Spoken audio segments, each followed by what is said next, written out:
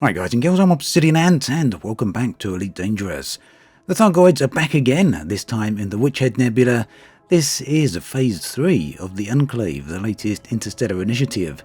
Now, as you may remember, the Thargoids had disappeared from the bubble from within inhabited space. Basically, the only location they were available in is the Pleiades star cluster. So all of this surrounds the meta-alloys. These are the materials that you can collect from Thargoid sites. And basically, they have dwindled from within the inhabited space, or those areas around the bubble.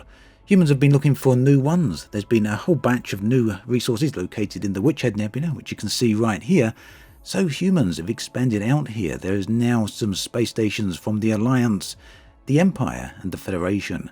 But as soon as they've been deployed out this way, they've instantly come under attack by Thargoids, as you can see here. So what have we got? 6 stations here, all of them damaged, all of them have been attacked. There are some megaships here. All of these systems are in a state of incursion. This basically means that there are also anti-Xeno combat zones here. Now, damaged space stations of course mean rescue missions, and that in turn means there are rescue megaships nearby. In addition to that, there are also some Aegis megaships out here, and from those megaships you can dock and then equip AX weaponry if you want to get involved in the AX combat zones. Of course, much better than that is to bring your own Guardian weaponry. But the ability to equip out here does make things a little bit easier, especially if you come out here in a long-range exploration ship like I have. So essentially you can equip all the AX hardpoints. It's also got the utility mounts in addition to the decontamination limpets. All of those you'll need. Unfortunately, I forgot to take the decontamination units or limpets myself, so yeah, it didn't survive too long, but it's very easy to return back here and pick those up. Also, don't forget, if you're so inclined to get involved with this combat, you can of course ship over all your stored modules as well. Now let's have a read on Galnet and see what's going on, what this is all about. So Galnet says that the Thargoids have emerged in the Witch Head Nebula just hours after human expansion efforts in the region began. Numerous attacks in the area indicate that Thargoids' craft are aggressively defending the region's barnacle sites. Professor Alba of the Aegis Research said in an update, representative factions of the Alliance, Empire and Federation have entered the Witch Head Nebula to begin colonisation efforts. A number of megaships and Ocellus starports arrived in the area on schedule, only to be met with hostile Thargoid vessels soon afterwards.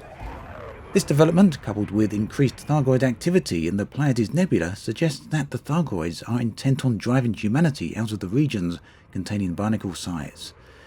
Tesseru was quick to repeat that securing access to a source of meta-alloys is of great importance to humanity.